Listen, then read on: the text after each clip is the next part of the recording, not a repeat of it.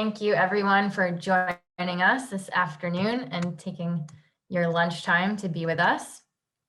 I see that we have folks joining from all over the state, and that's one of the silver linings that we have found in this virtual event world that we are all living in. My name is Anna Ackerman, and I'm very pleased to welcome all of you today for the first of our three-part panel series that addresses BIPOC entrepreneurship in Maine. This panel series is a collaborative effort between the CEI Women's Business Center and Startup Maine, though I will note that it's our goal to create a platform for these conversations and then step to the side and let the panelists and moderator have the full floor. So our three-part panel series will focus on three different stages of entrepreneurship and the barriers and opportunities that BIPOC entrepreneurs face at each stage here in Maine. Today, we're focused on the first stage, the ideation stage, and that includes brainstorming, making plans, and developing the right motivation to start and develop the aptitude to be an entrepreneur.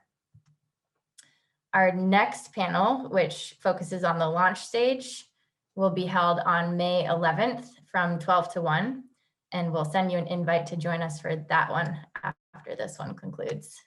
All right, so I would ask that you save your questions until the end of the panel, at which point we'll save some time to go into the chat and see what you would like to ask the panelists. And with that, I will turn the floor over to our moderator for this panel, Obinna Okani, who is the Community and Engagement Manager at the Rue Institute. Thank you, Obinna. Thank you, Anna, and thank you everyone for joining us today. My name is Obinna Okani. Like Anna said, I'm the Community Engagement Manager for the Rue Institute over in Entrepreneurship. So I work on community ecosystem programs and building the network for our founders, our startup residency companies, and our accelerator companies. And I'm also an entrepreneur. I have a lifestyle brand called Naija Made, and it's geared towards supporting young Nigerian entrepreneurs, creatives, and professionals in all industries. With that said, I'm happy to join our panelists here today to speak about BIPOC entrepreneurship here in Maine. And I will start with Marielle to give us an introduction. Thank you, Obi. My name is Mariella Uwimana.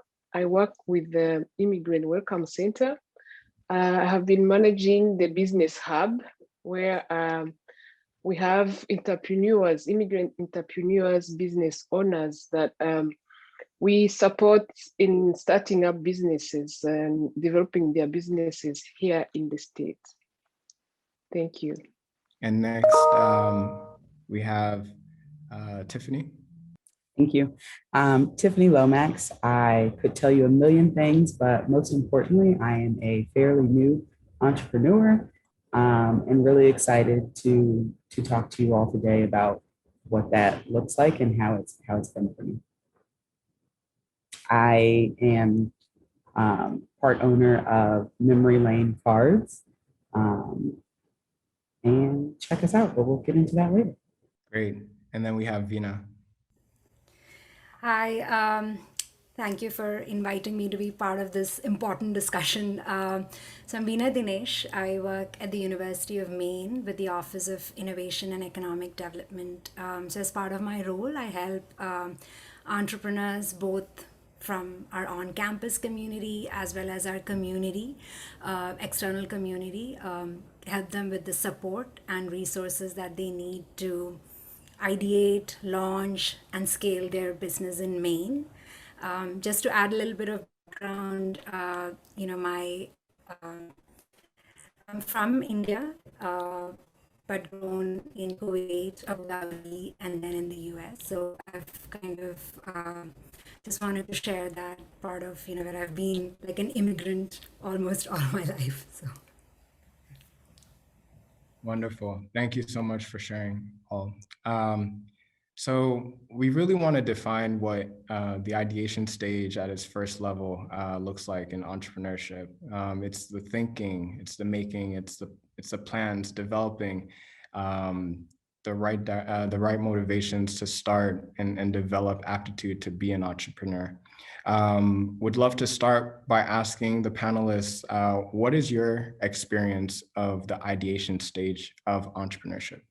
Did you have an order you wanted to go in a week or? Oh, I don't have an order. I mean, feel feel free to chime in where you feel best. Okay, then I will hop up and be the first before anyone else start. So my experience in ideology at the ideation stage of entrepreneurs or immigrant entrepreneurs. I have been working in this field for quite some time. I have seen that they, first of all, very anxious to start their businesses or being entrepreneurs when they come to the state. One, because sometimes they have been entrepreneurs or business on back in their home countries. So when they come here to the state, they also have, or they want to start up businesses. So they are very anxious. They have entrepreneurship mindset. So most of the time, they face issues of not doing pre-market research before they start up their businesses, which has been quite a challenge for them. They start before having the data or what they need before they start. Most of the time, I have experienced that they have to pay extra costs after starting without having all the data or the facts in their environments here in Maine, which has been a huge cost and challenges for most of the people I've worked with. So that's one of my experience with the immigrant entrepreneurs who I've been working with. Yeah, so Tiffany can come in and say something about that as well, because I know she's been experiencing most of the stuff while she's starting. And yeah, go ahead, Tiffany. Well, thank you. Apparently there is an order. Yeah, I guess in this stage, the hardest part is, how do you know your idea is worth it? What idea is worth moving forward with? And as a new entrepreneur, where's your guidance? What does that look like? How do you get involved? How do you start? Like, you have this great idea and you're like, but what do I do? What's next? So luckily for me, CEI Women's Business Center somehow got an ad in Colby Now, which is where I work full-time at Colby College. And I was like, wow, I've been trying to, figure out this idea. Where do I go with it? What does it mean? Is this the idea? Now I have 7 ideas. Which one do I zone in on? So, Right. I mean, just that initial part is so hard because you don't know. And you don't know what you don't know until you start. But as Mariella was saying, there's so many pieces that you need to be aware of going into this, whatever your background is. I am fairly new to Maine. I moved here in August. So that to me, I wasn't aware of all of the opportunities and help that exists. So yeah, I'm gonna let Veena go ahead and add. So I get the entrepreneurs once they have, they have an idea and they've found us, right? They found us and now they're ready to kind of think about taking that next step. There is a lot of challenge in like just getting them to the door, like, to get to our door. That's a different discussion.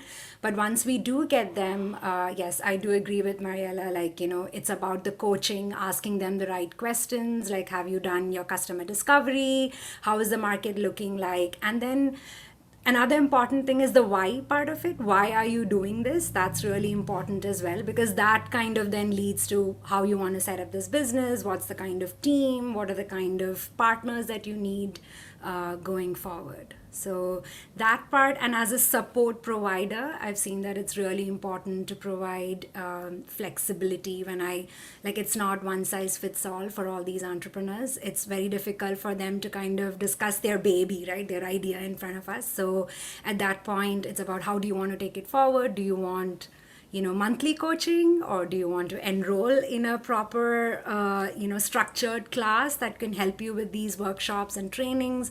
How do you want to take it forward? So as a support provider, being aware of that's really important too at this ideation stage. Just to follow up on that, sorry.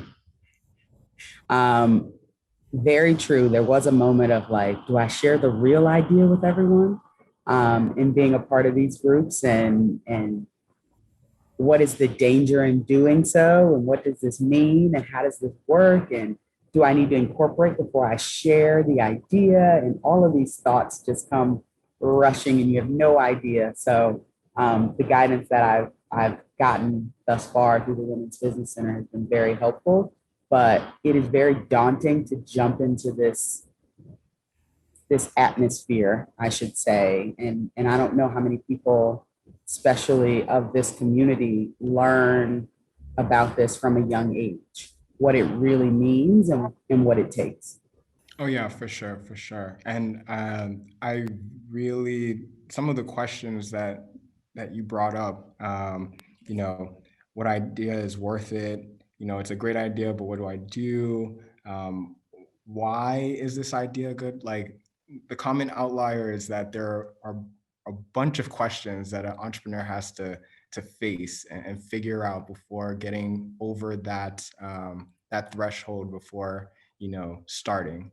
Now, I wanted to address certain barriers that you might have encountered within that threshold time period here in Maine or elsewhere at this ideation stage. Understanding, your idea, your brainchild, but not knowing how to overcome certain barriers. So we can actually start with Tiffany. We could start with Tiffany if she would like.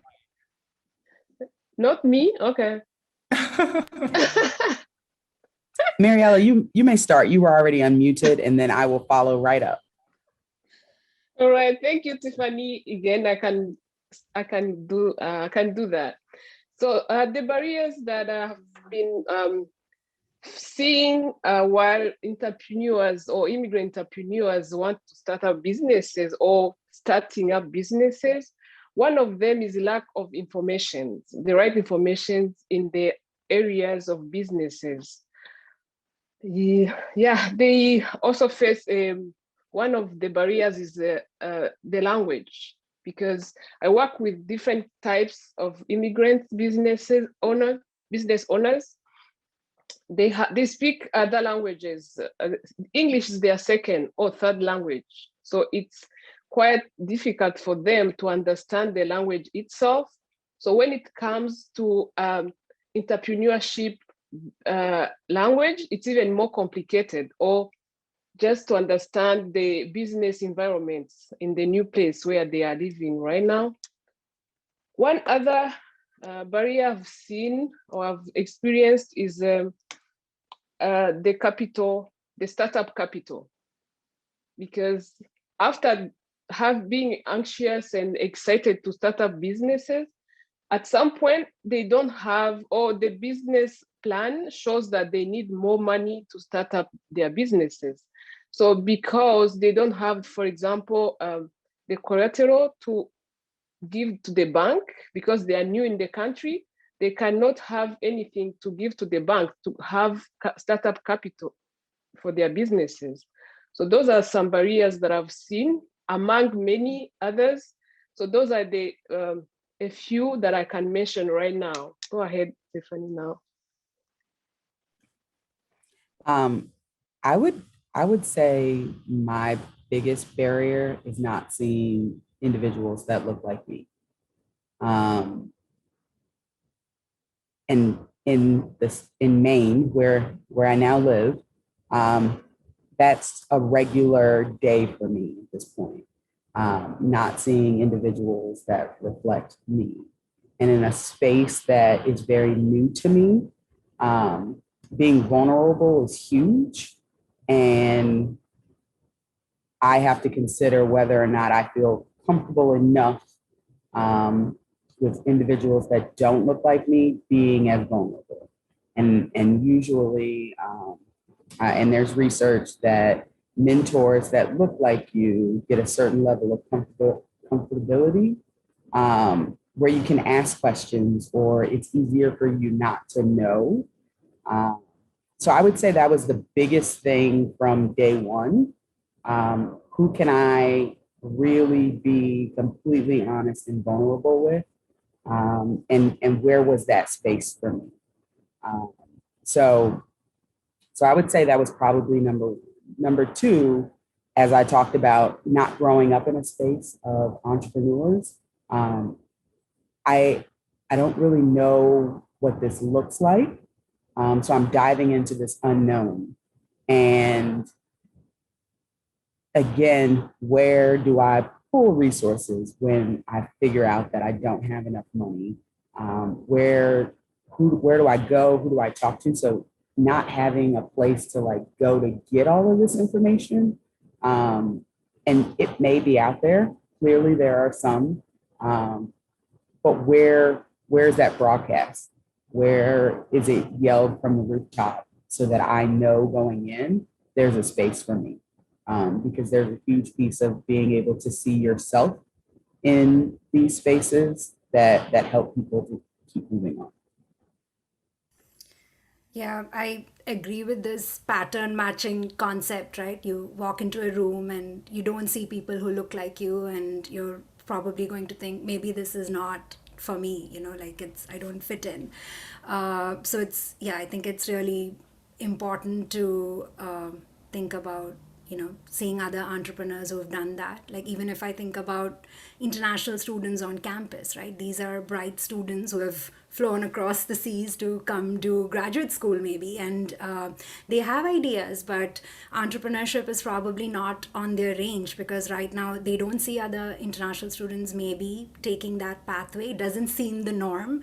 For them, it's more about maybe they have they've taken a debt in their home country and they're coming here to study. So it's more about get a degree, get a good job, and that's it. Like other things really, and again, they're not seeing other success stories around them as much as well. So. Yes, those are all crucial points. I think those, because I was just taking notes down, the lack of resources, the language barriers, startup capital, not seeing yourself and not being able to share those vulnerabilities is something that is that is a really huge barrier to entering entrepreneurship, because there's risk and reward, obviously, and based on understanding your, I guess, tolerance on risk, sometimes you have more to overcome, given some systemic issues. And that brings us to our next question, because I would love to find out more about support systems that have been put in place for BIPOC entrepreneurs that you may have observed or experienced at this stage of ideation in entrepreneurship.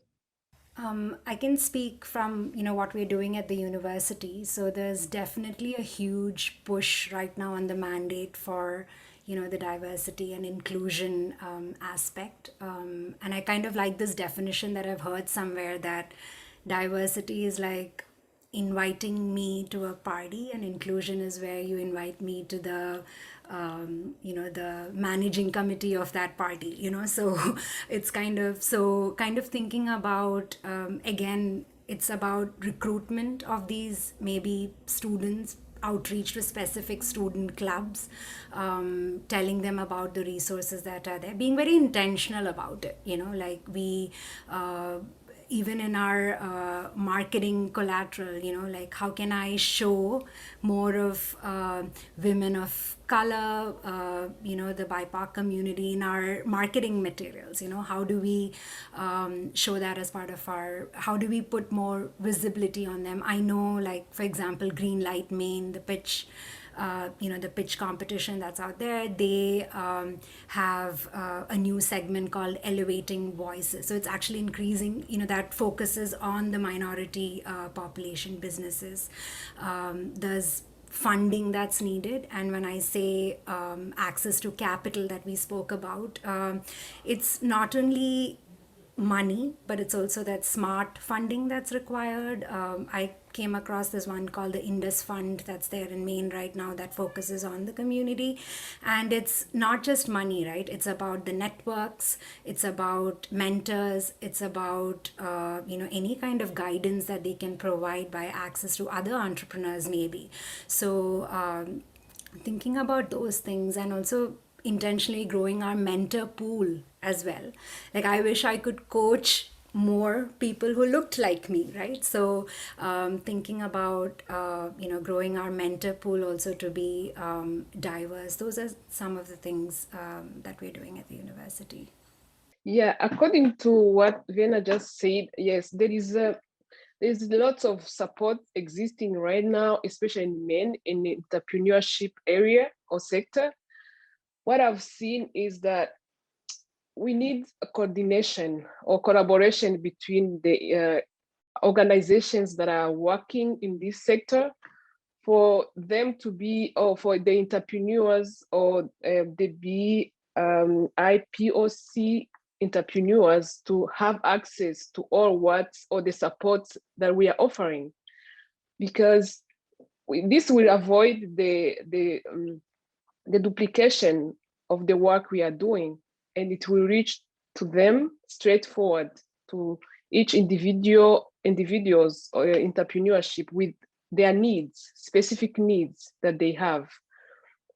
If I speak related to mentorship, we have mentorship program, but we need to dive into the work or the mentorship program, because I've seen it working.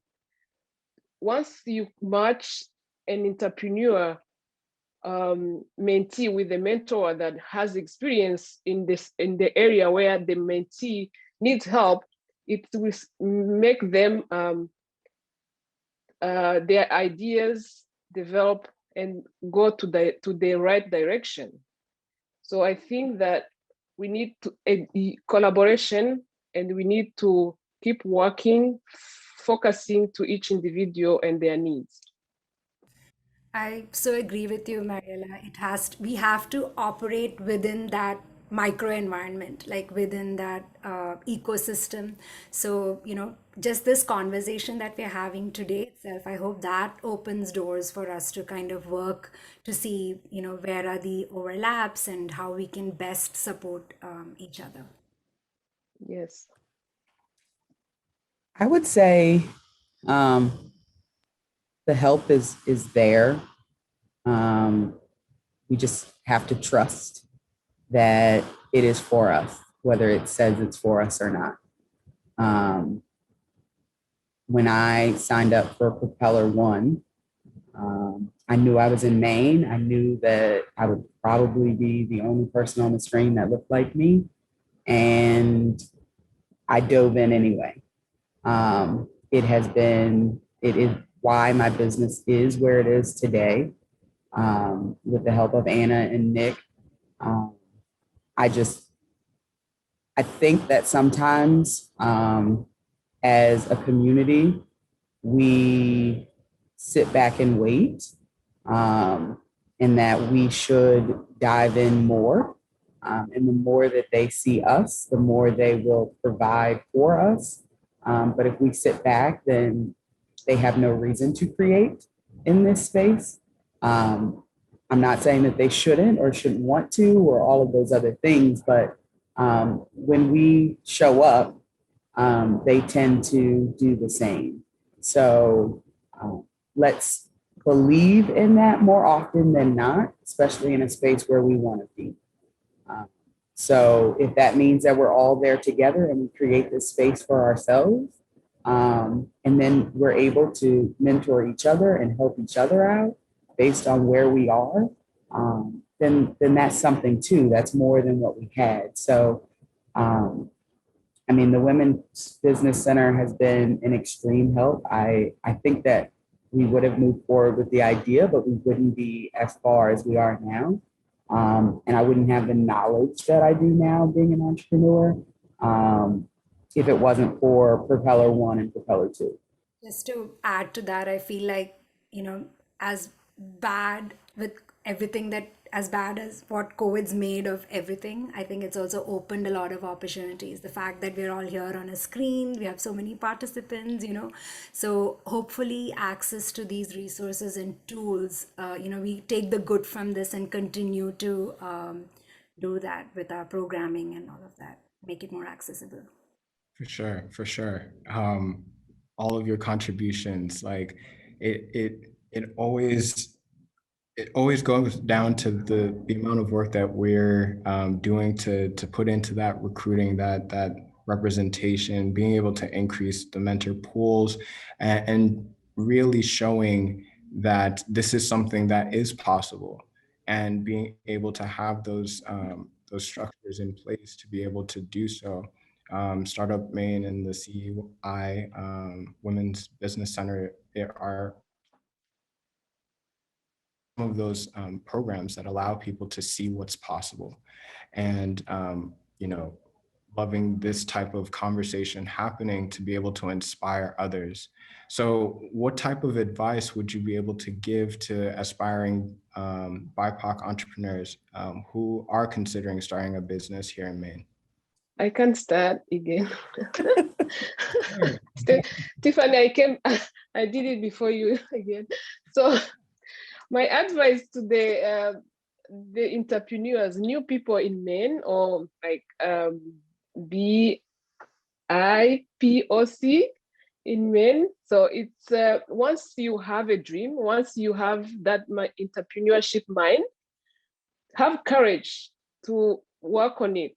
Still go for your dream, because nothing is easy. Once you're feeling like you're in your uncomfortable zone, or just work for it.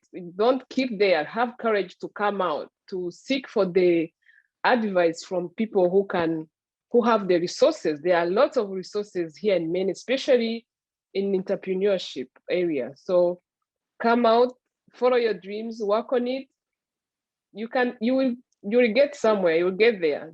It's better to work on it than having it within you. It hurts more than going for it. Totally agree. That's why she wanted to go first, so she didn't have to repeat me. I second all of that. Just do it. Go for it. Keep going. It is hard. I will speak from personal experience. It is very hard, but every turn is exciting. It gives you something that your heart really is into. It pulls on those heartstrings, I like to say. Do it. Ask questions.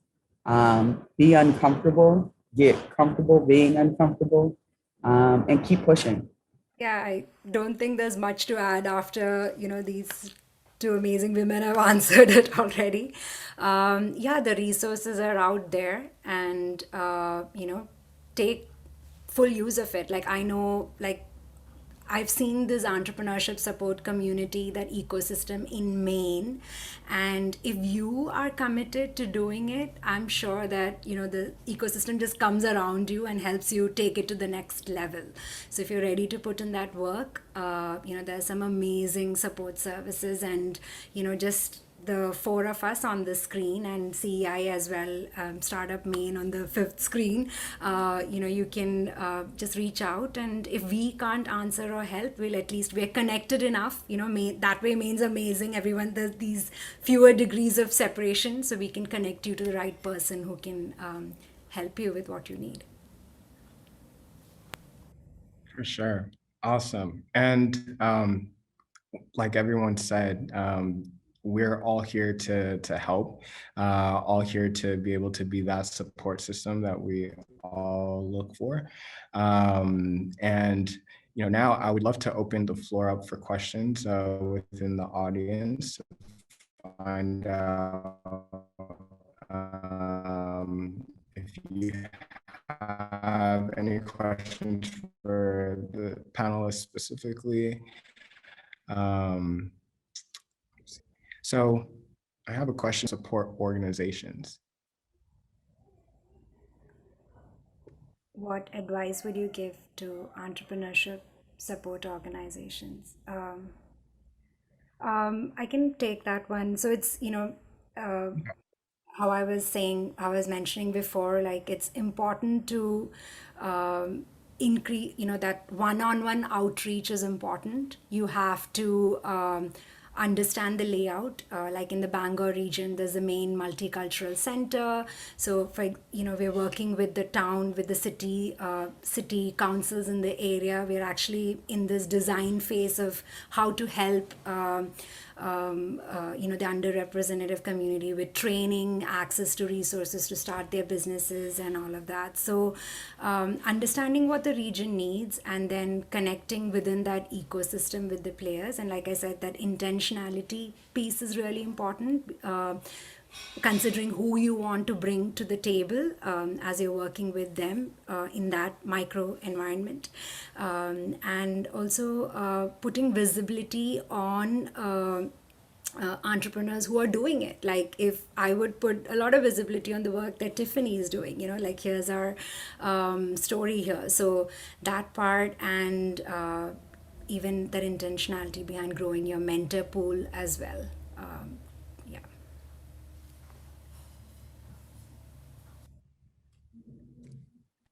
I would just, when Veena was talking about the marketing, what does your marketing look like?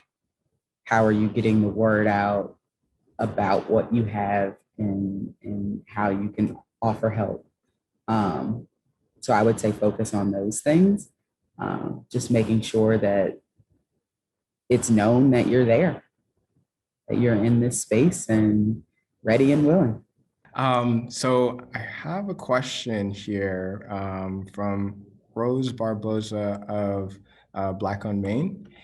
And this question is for Veena. What stats are being collected surrounding the number of BIPOC individuals who apply for incubation or successfully join the incubation program at the university? So we're definitely tracking within the university system, students who participate in our Innovation Center programs, all of that. And then it's a work in progress. The numbers are not as high as we would like it to be. And like I said, COVID's been a tough year. A lot of the walk-ins into the Innovation Center that would have converted into participation in the our Innovation Center programs. That has not happened, but the plan to go forward is like I said, to starting fall, be very intentional about reaching out to student clubs and other resources around that we can tell them about the resources and opportunities that are available. Okay, great. I have another question here from Adila Mohammed. How have you gone about finding investors, if any of you have that experience? I'm sorry, I am not at that point yet. I hope to need that problem soon. So it depends on the stage that the entrepreneur is at. If they're at that ideation phase, which is what we are talking about today, obviously investment funding might not be the best route for them. So it's more about looking at what we call our family, friends, and fools, and then the your grant funding opportunities that's available, and connecting them with the right resource based on the needs of their company's activities. Great. And I also want to plug an event that we're having over at the Root Institute on April 29th. We will have two investors who have taken their time out to speak and kind of just inspire those who attend on, how they were able to get from ideation to IPO. So I'll put the link in the chat. But I have another question here from Dave. Marielle mentioned, what was that? I just forgot one more thing. As you were saying about Oh, your okay. So, at the ideation stage, another opportunity for a lot of entrepreneurs are pitch competitions.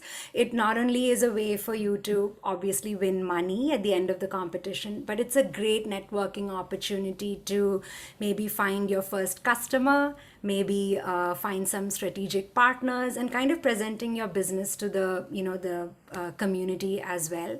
And with that, let me plug in. Tonight is Big Gig finale. We have 4 entrepreneurs participating, 3 of them women in the finals, and there is one from the BIPOC community as well. So that's tonight, and you can register. It's virtual. You can have a glass of beer and watch it from home in pajamas. Wonderful. Wonderful, wonderful. Okay, I am going to the next question here. Marielle mentioned the lack of data for ideation phase. Where else are there gaps where partner organizations could potentially play a role? Thank you for I can speak also relating to the answer or the information that Veena just gave. Speaking on behalf of the new immigrants, business owners, or who want to start up businesses, I think we may also have lack of information on the ideology or to boost the young entrepreneurs, because she just mentioned about the pitching the ideas of their early stage businesses, or the being entrepreneurs, having the mind of being entrepreneurs. So on the side of the people I work with, we need a boost or to motivate people to pitch their businesses ideas, so that the motivation is lacking in the community that I work with. If we can work together and find the solution to that, that will be great. And also give them the information that are needed to do so. That will be a great idea. I have another question here. Jennifer, I'm curious if you have suggestions on helping establish trust for support organizations. I think Tiffany is spot on that we need to build that level of trust in order to support BIPOC entrepreneurs and for them to feel comfortable turning to our team of advisors. So are there any suggestions on establishing trust? I don't know if I should be saying this, but I think having a person at the table on the other side, and Tiffany, maybe you can add to this, maybe that helps, like having someone on the other side of the table in your support organization who can, understand those layers maybe as they're talking to you. That could be one. And also warm referrals from any organization through which, you got connected to the support organization. Like if, Mariella maybe suggests someone to come speak with the university or RU Institute or, or CEI, maybe that can help build that trust as well, which goes back to that question about us collaborating and working together. I would say being authentic when trying to build these relationships.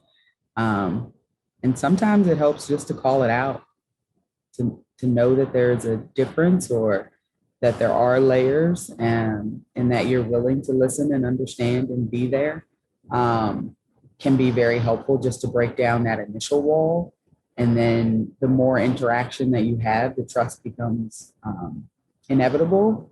So building it that way, but being authentic is huge. People can see right through the extra effort given if it's not real. Also Very motivating. No, go ahead.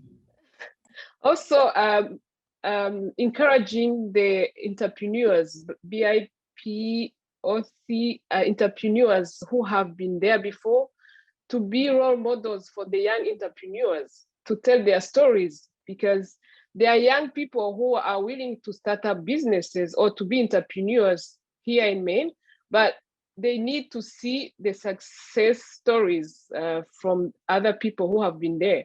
So both on organizations giving the support, also the entrepreneurs who have been there before, they need to speak out, to tell the stories so that young people can be motivated as well to start up businesses or to have the entrepreneurial mindset being a reality to them.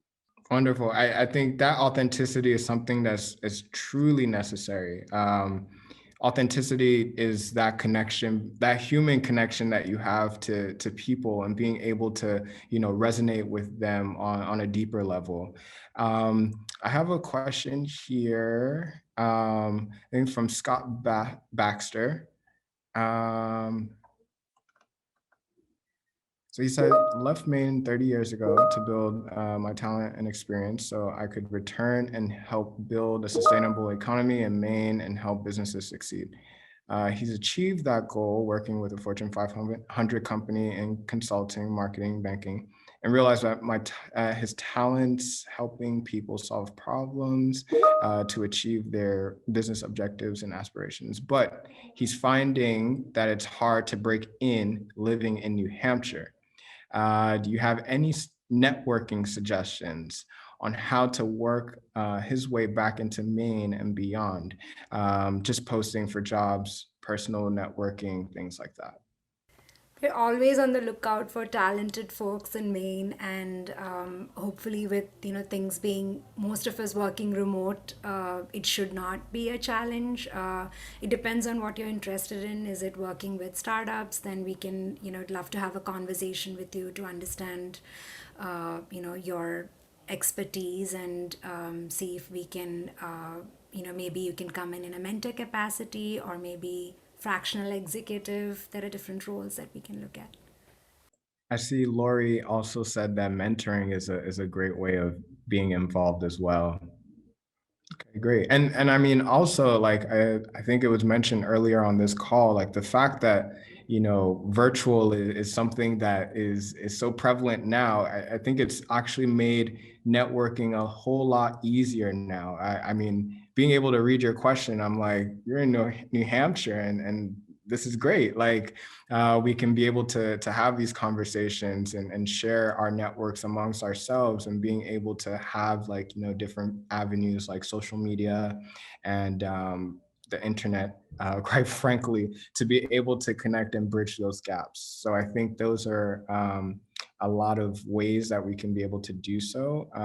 I know that there are a number of events that Startup Maine and CEI will be hosting in the next couple of weeks and months. I know that the Root Institute does as well, and as well as the various organizations that are represented here on this call. So we have a plethora of networking opportunities if you haven't seen any. Have a question here from Marielle. What have you seen that seems to work for entrepreneurs who have that initial barrier to entry with language? What has worked, especially for entrepreneurs who have a language barrier, it's working with them closely to answer or to take them through all what they need for starting up, especially like when I can give a typical example when it was about the grant application for recovery, the recovery fund or grants. They couldn't understand the language of application eligibility. So what happened is you take each person or each individual to respond their needs, to make them understand the language requiring for them to be able to have access to the resources that they are having around. So they are learning, but the language of the business of entrepreneurship becomes hard when it comes to application, eligibility criteria, because the language most of the time is an issue. So you work to answer or to address each individual issues, or to make them understand, or to walk them through their needs. Did I answer the question, or do I need to elaborate more? I think you answered the question. I think more so, the question wanted to find out what has worked in terms of addressing those barriers. So are there any? So it's, to be specific, is working to understand, first of all, where the problem is on each individual entrepreneur, because they are on different levels of understanding the business language here and the business environment. So they need mostly, when you address or you understand their needs on each level, you're able to answer their problems or their questions, because some of them are on they have an issue of business plan, but because they cannot really write it in English. So you have to understand that even though he has the idea or understand what he wants to do, but the language to put down on the business plan on the paper is a challenge. So you work with each individual according to the level where they are at. Okay. Yeah, so it's something that's very individualized, making sure that you understand the needs of each entrepreneur. That's a very poignant observation. I have one last question here. Is from Adila Mohammed.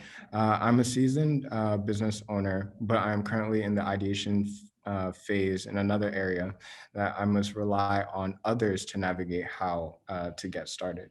I never shared this idea because, like Ms. Lomax, I didn't want to put my idea out there. What protections do entrepreneurs have during that ideation phase? When you come to the university, let's say if you come to me to talk about your idea, I am bound by the confidentiality clause, and we'll have some, we'll sign some paperwork that says whatever you say will be confidential. And I know that's the same if you were to go to, let's say, a Maine Technology Institute for your funding purposes. And, if we had to discuss it with someone else, it would obviously be only after telling you if it's the right person, all those things. And as your coach, if I were to coach you, I would also say that if you are going to talk to folks who could be partnering with you at this ideation phase, then do have non-disclosure agreements in place before revealing anything. And this is something you can even do pre-patent or any other kind of formal protection. Okay, great.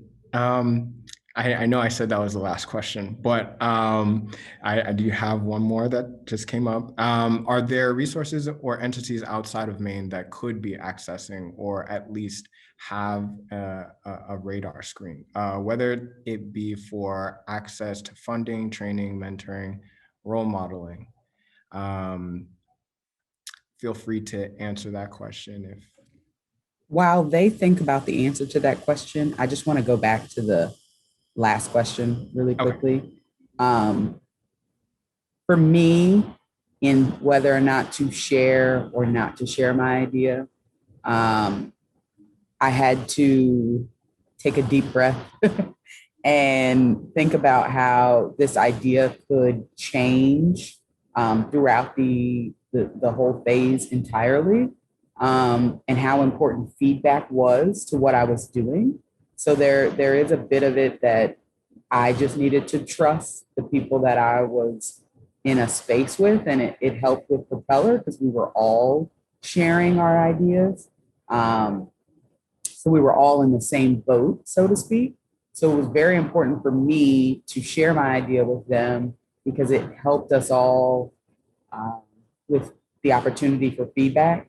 And for me, my biggest thing was I had this huge grand idea and I was trying to figure out how to explain it in the least amount of words possible, so that I wasn't drowning out my audience.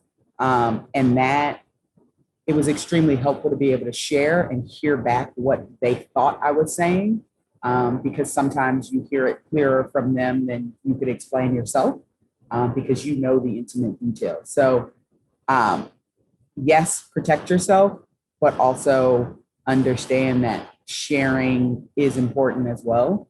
And I mean, how many people make shoes? And there are a lot of people that make shoes that are successful.